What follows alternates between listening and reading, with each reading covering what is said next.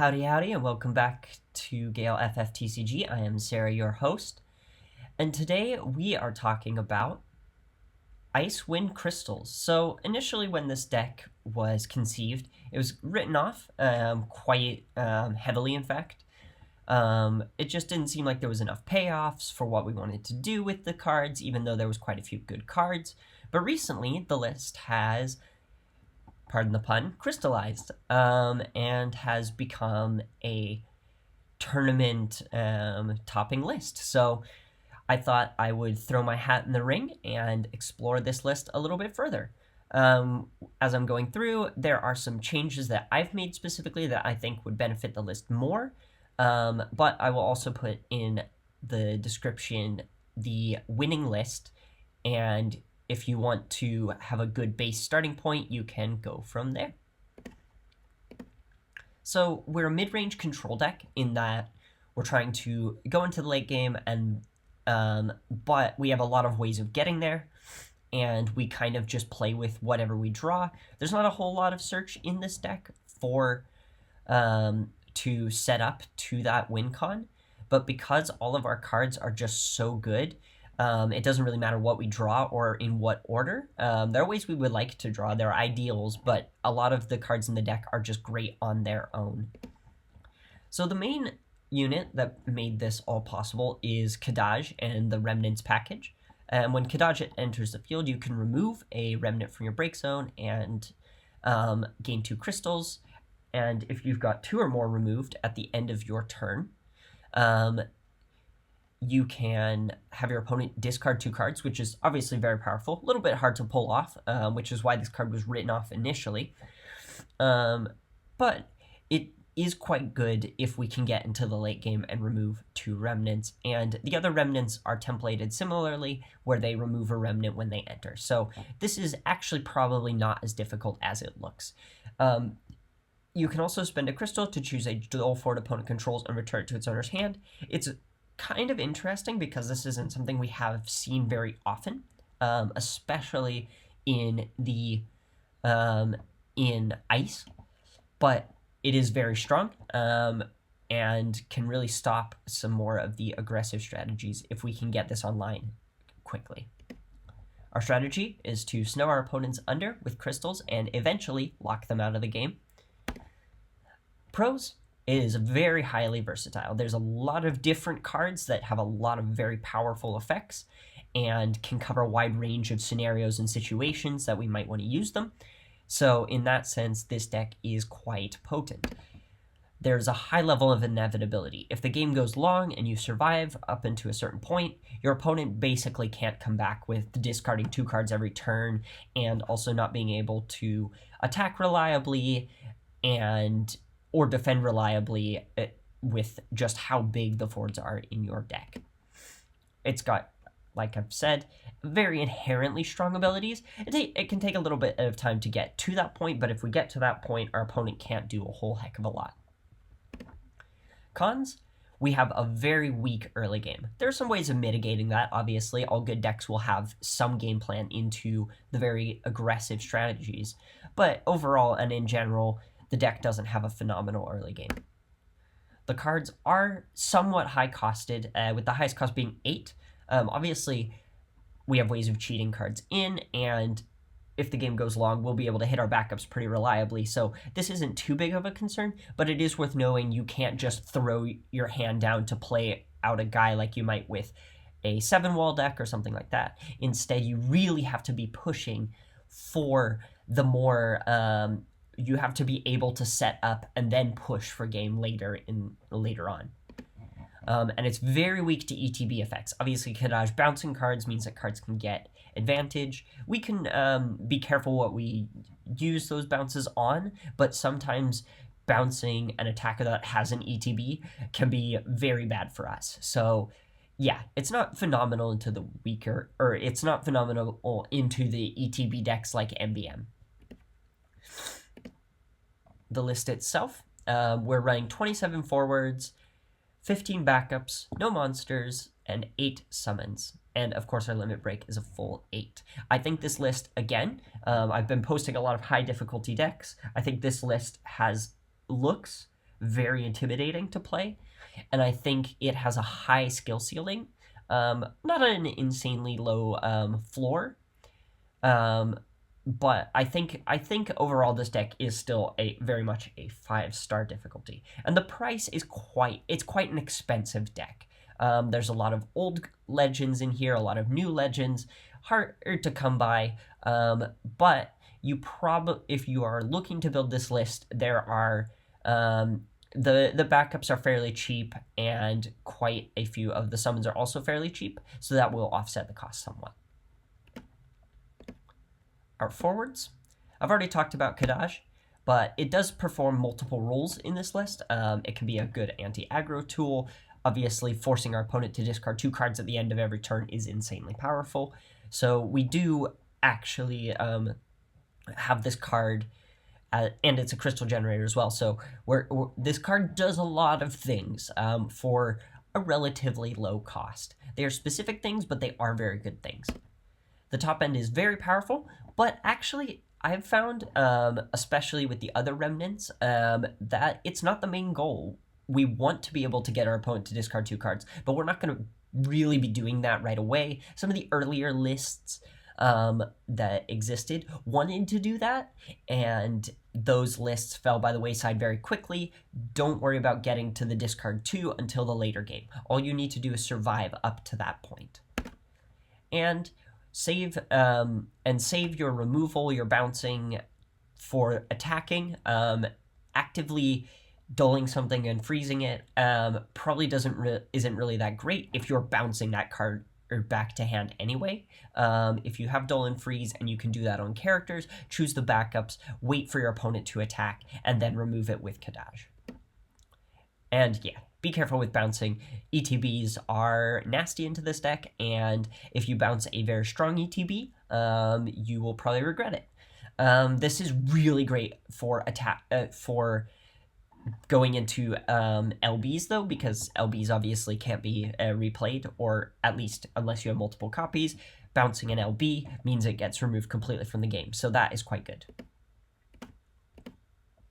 Our next card is Yazoo, and I really love this card. I actually think Yazoo is arguably probably one of the better remnants. Kadaj is obviously very good, but Yazoo is very good for minimal effort, where Kadaj requires us to get a little bit of our wheels spinning before we start. Yazoo comes down pretty much straight away, and if we remove a remnant, we'll get 2 crystals, and we can pay a crystal, choose a character, dull it, and freeze it, and being able to hit a backup early on can really throw off our opponent's tempo, so that's really quite good.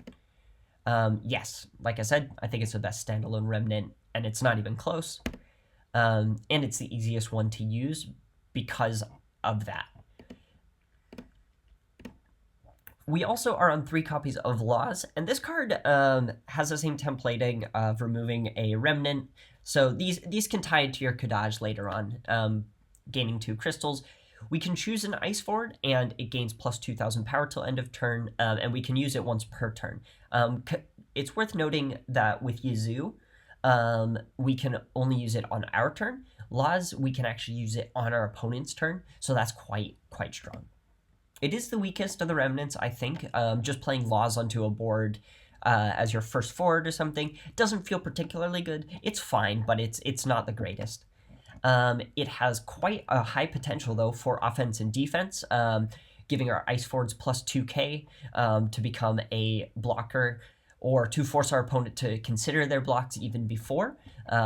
Sometimes you just point out that you have a crystal and you have Laws on the field and a 9k body, and your opponent kind of doesn't really want to attack into that. And if you're really pushing for damage, just buffing your own ice forwards up to 9k or up to 11k if they're 9k already can be very strong. Oh, ta-da! Next card is Seymour. This card is insane. If it sticks, you are very far ahead, because when Seymour enters the field or attacks, you can pay 1. If you do so, select up to 2 of the 4 following actions. Break a dull forward, choose up to 2 characters you control, dull, or your opponent, or choose up to 2 characters, sorry, and dull them and freeze them. So that's backups, forwards, kind of whatever we need at the time. we can reduce the cost of a summon by 4, and your opponent discards a card. Obviously, all of these effects are insanely good. This card is, dare I say, broken. Hard to cancel this card's effect reliability. It's a 9k, so when it enters, if you pay the 1, your opponent Amaterasu's it, they have stopped the inevitable for 1 turn. If you attack and they Kukulkan it, obviously that's not great, but that's still a waste of or not a waste, but a use of a Kukulkan that you don't have to worry about later. And yeah, it's just an overall excellent generic game plan. We're also on 3 copies of Bart's. You can pay 3 crystals, which is very easy to get in this deck, to cast Bart's. When Bart's enters the field, reveal top 2, play 1 character of cost 3 or less from among them onto the field, and add the other cards to your hand. So you can opt not to play those cards. So maybe you hit 2/5 cost, you're like, okay, cool, I'll just add these to my hand. Basically, it's a free dude that gets us extra cards. Yeah, lots of incredible card advantage. Being able to select what we put on the field, or if we whiff on that, we still get to draw 2, basically, is very good. Advances our board state as well. It's a big 9k that basically costs us no resources to use. Obviously, that's very good. And yeah, it's a free body. We're on 3 copies of Shantoto. This is one of the cheaper legends. In fact, it's quite easy to get a hold of now. It's been reprinted into the ground, which is great for you. So if you're struggling to get some of the legends, don't worry, Shantoto can be taken off that list. If your opponent has 1 card in hand or less in hand, the cost required to cast Shantoto is reduced by 3. So this can be a 1-cost 8k, which is very good, especially if we've managed to get our Kadaj online somewhat early and we're getting our opponent to pitch 2 cards per turn. Eventually, the Shantoto can just cost 1. And when it enters the field, you choose a character other than card named Shantoto in your break zone, add it to hand. So effectively, at all times during the game, this is really just a 2-cost 8k, which is very important. This can go up to 10k with laws, quite good. We can also pay an ice and 1 and a crystal to remove Shantoto from our hand from the game, and dull all the forwards opponent controls. So basically, this can be both an offense or a defensive tool. We can dull out our opponent's field and swing in for game, or maybe we can dull them out if they have too many attackers. There's just a lot of really cool use cases for this Shantoto. It is a recursion piece. It can be a win condition. Maybe you have the Shantoto in hand and you've been able to build a board and your opponent's doesn't really necessarily see it coming. You can kind of just go, okay, pitch Shantoto, dull your entire board, and then attack for the final points of damage. And can be reduced cost if the opponent's hand is low, which I've already kind of covered. We're on 3 copies of Van. When Van enters the field or attacks, we gain a crystal, so already this is generating us advantage. If they don't remove it, we're getting even more advantage over the course of the game, which, of course, is a great thing for a control deck. We want to be keeping up that advantage so our opponent is kind of just snowed under. Van also acts as a board wipe. By paying 2 crystals, we can deal 4k to all the forwards opponent controls, and it's got a special Life of Crime. During this turn, if Van deals damage to a forward, double that damage. So basically, we can pay 2 crystals, pitch a card, and then we can do 8k to the board, or maybe even more than that, 16k to the board. It could just be any number, which is quite insanely powerful. Yep, already covered this. It's kind of a crystal generator. Board wipe for basically no CP cost whatsoever. Just dealing 4k is quite good. And special to reduce the number of crystals spent. So maybe we only have 2 crystals, but we have a copy of Van. We can spend our 2 crystals, wipe the board, and effectively pay 2 CP for that. We're on 4 copies of Yuffie, or sorry, not 4 copies, 2 copies of Yuffie, sorry. When Yuffie enters the field, we choose 2 cards on our opponent's break zone, remove them from the game and gain 2 crystals, which is very, very obviously good. By paying a crystal, we can also give Yuffie 1k plus 1k in haste, and we can spend another crystal until end of turn. Yuffie gains. Yuffie cannot be chosen by your opponent's abilities, and 2 crystals, choose a forward, deal at 8k damage. It's just one of the most versatile cards in the list. Break Zone removal, on top of gaining resources, on top of being a potential attacker, on top of being basically a very sticky forward, on top of being able to remove stuff from our opponent's board, is just all great lines of text, all stapled onto one card. It can be a win condition in and of itself if we play this as like our last forward, we can kill a guy, and then we can swing for a final point of damage. So our opponent kind of always has to respect that we will have some form of haste, and we can definitely take people by surprise with that. And yeah, it's a sticky forward. There's not much more to it. This card is very hard to remove, especially if your opponent is running an ability-centric deck, which most decks nowadays are. You'll probably want to be careful of like cards like Axstar, which would dull and freeze it, but you can just kill it on the stack anyway, meaning your board maybe is down for a turn, but you're also still able to not have to worry about Axstar. We're on 2 copies of Marsh. Another legend printed in this set. There's quite a few legends in this list, obviously. If you control 2 or more backups, Marsh gains plus 1,000 power and haste, so an 8k haste, not bad at all. We're very likely to get to at least 2 backups quite early on, especially because we're on 15 backups, so that's not a big issue. So this is quite potentially an aggressive play that we can make early on. If you control 5 or more backups, Marsh cannot be blocked by a forward of cost 3 or more. Very, very strong. This can just kind of steal games away. And when Marsh deals damage to your opponent, you may pay a crystal and draw 2. All of these lines of text are insanely good. Having a haste and draw 2, if this is super early, maybe your opponent's a little more of a setup deck, you'll be able to get card advantage and start to snow them under in your control game. Like I've said, card advantage engine, it is a potential win con in the late game. If you can hit that 5 backup threshold, you just attack in, and your opponent, unless they're on like knights or something like that have 2 costs that can block, really kind of can't do anything about Marsh. We're on 1 copy of Edge. Edge has an effect when it enters the field. We choose one of 3 following actions. Choose a forward, it gains plus 2k until end of turn. Choose up to 2 cards in either player's break zone, remove them from the game. And Edge gains haste until end of turn. We can also pay 2 and a crystal to play Edge onto the field, and we can only do that during our turn and if Edge is in the break zone. But this card is just a cool combat trick. Sometimes you're in combat and you're attacking, your opponent maybe buffs their guy over a certain threshold. Not very common these days, but it is something to bear in mind. Well, we can just bring this in, give our guy plus 2k. Maybe we have a Laws on the board and that Laws buffs that card by another 2k. Very strong. Removing cards in break zone is obviously very good. We've got Yuffie, but this is also another way of doing that in response to maybe some break zone removal of our own on our turn. So maybe we go into Yuffie, and then we go to remove 2 important cards from our opponent's break zone. They try and counter that, and we go, okay, cool. Well, now I'm going to bring in Edge and remove them anyway. Quite good. And there's a potential little sneak attack in there, potential win con where we've doled our opponent's board out. They're like, okay, well, now my opponent can't quite kill me. They need 1 more damage, and then you bring in Edge to win the game.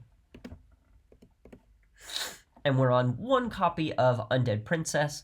When it enters the field, gain a crystal, and your opponent discards a card. It's early pressure.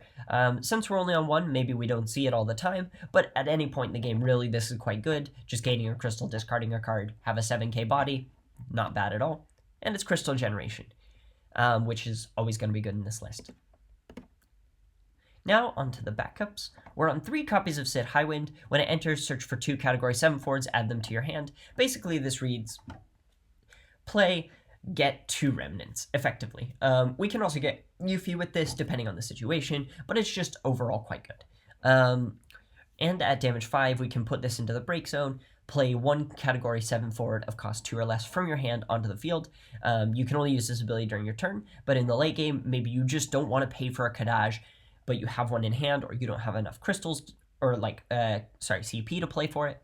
You can just go, okay, crack this, bring in a Kadaj, and then start just chipping away at your opponent's hand, especially if you've removed some remnants already. Quite a good card. It is one of the most important openers in the list, especially because we want to get a Kadaj early and we want to get another Remnant early. My ideal would be open this Kadaj Yazoo and then play whichever one is most appropriate at the time, or don't play any of them at all and just pass. Perfectly reasonable and respectable. Sid Highwind is effectively a 2 CP win backup that gets us 2 very important pieces. And yeah, basically searches 2 remnants.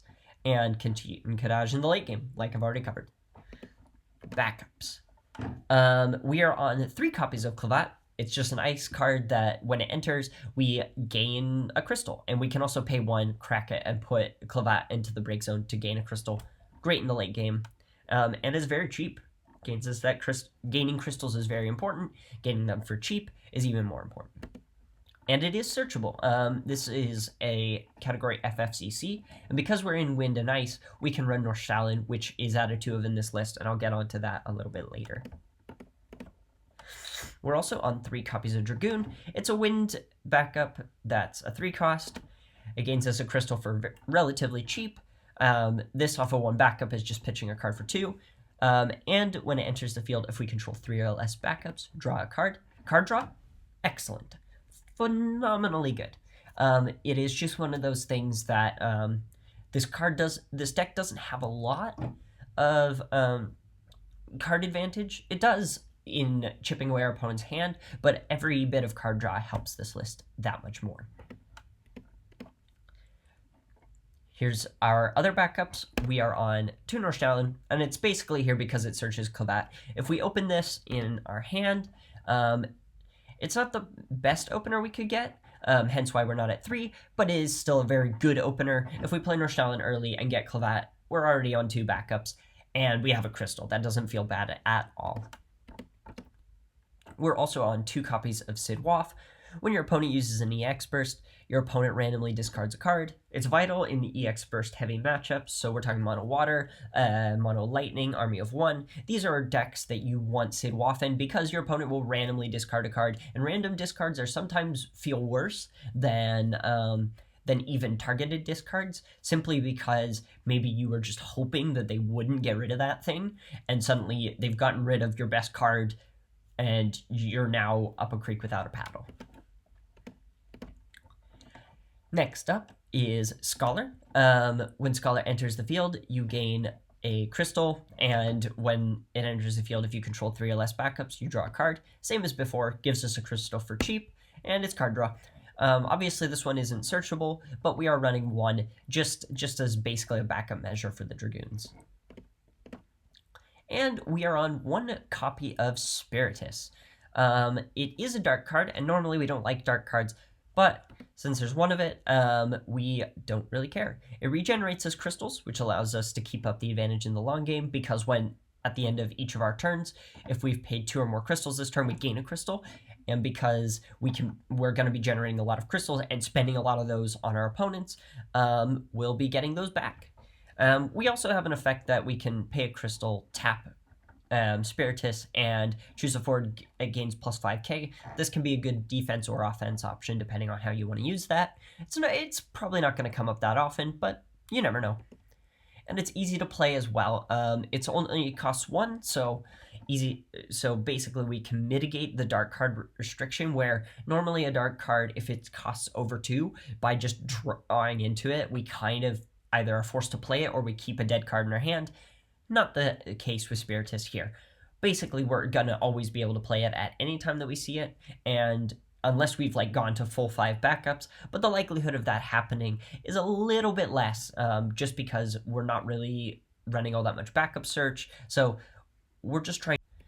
Moving on to our summons, we've got 2 copies of Alexander. Not much to say here. It destroys large threats and breaks monsters in the wind and water matchup, and it draws us a card, which is not nothing.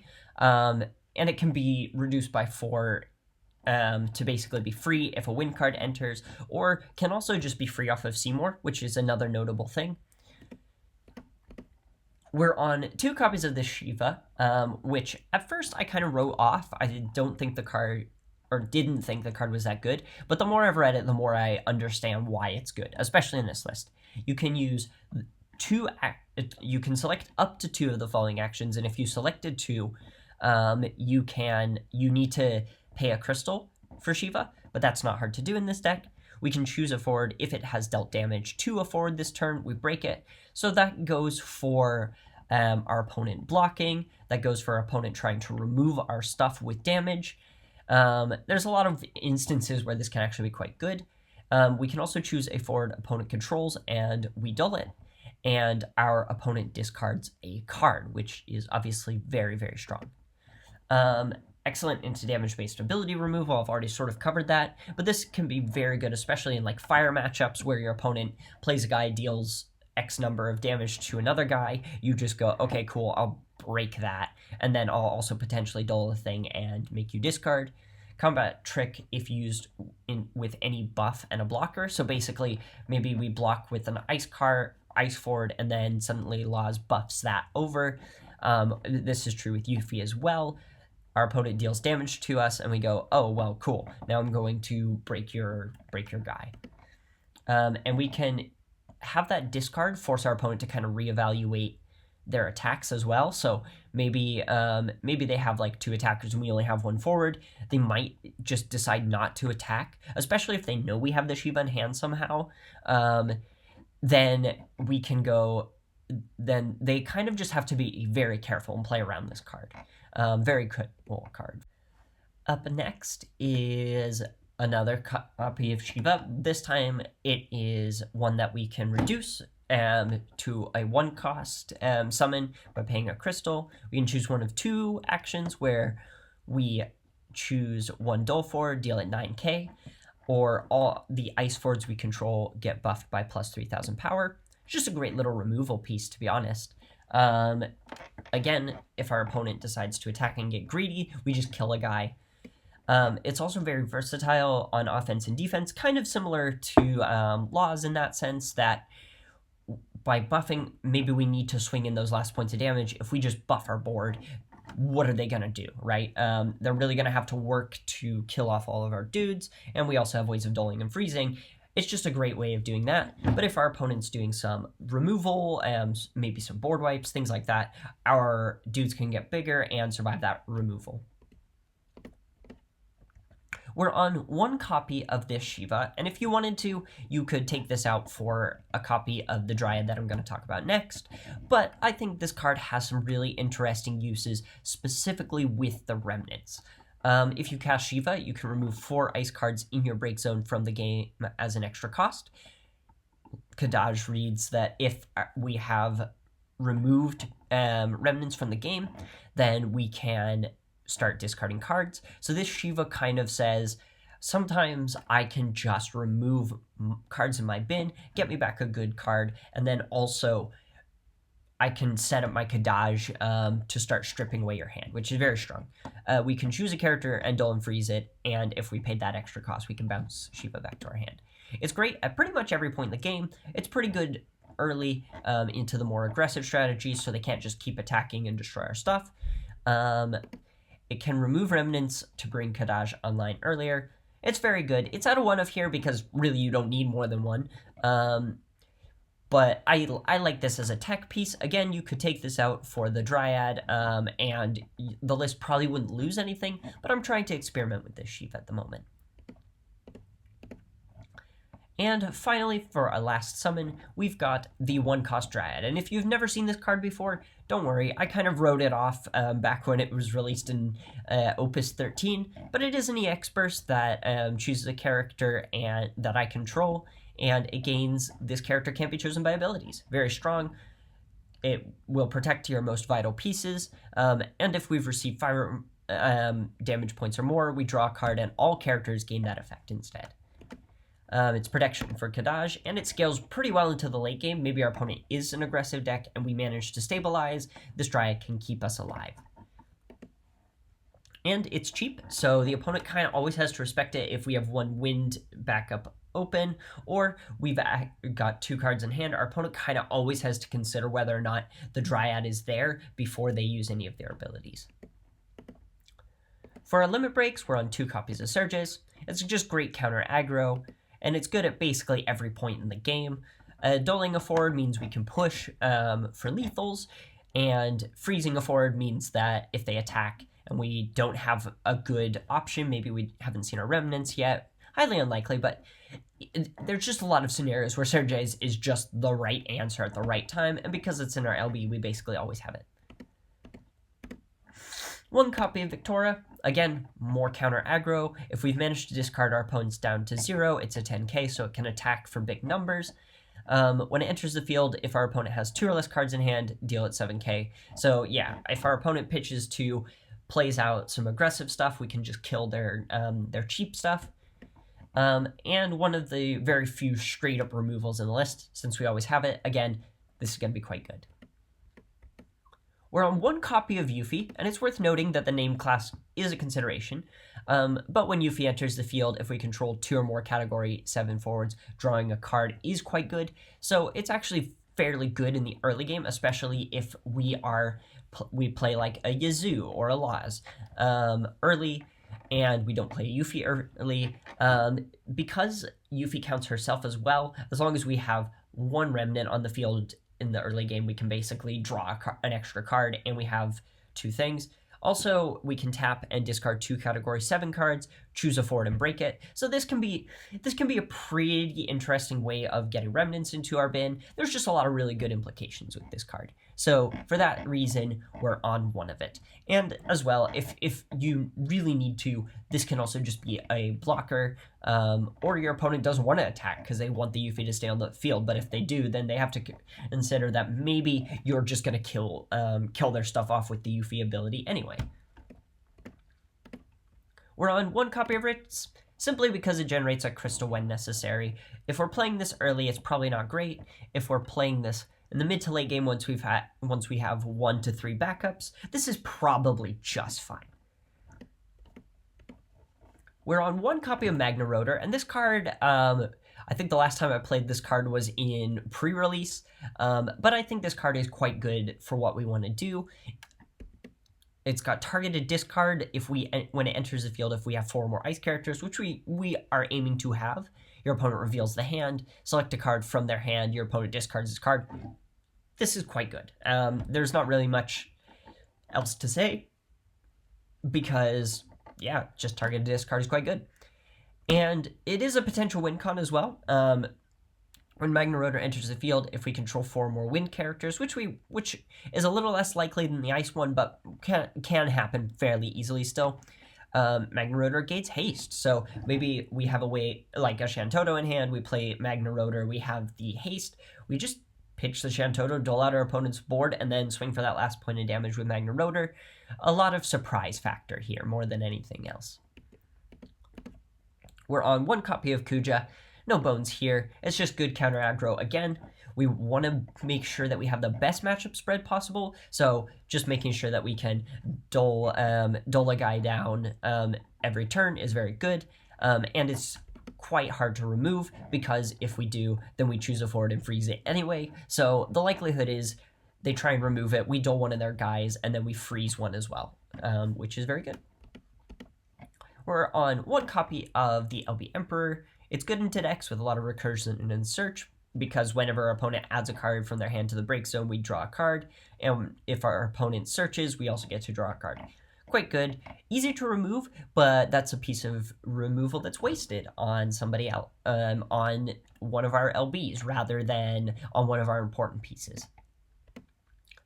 So yeah, that's the end of the list. Have a great day and a great rest of your week. Don't forget to like, comment, and subscribe, and let me know what you think of this list. Would you change anything? Do you think this list has the distance and what it takes to kind of go that distance? There is a bit of contention in the community, so sound off in the comments and let me know what you think. Peace.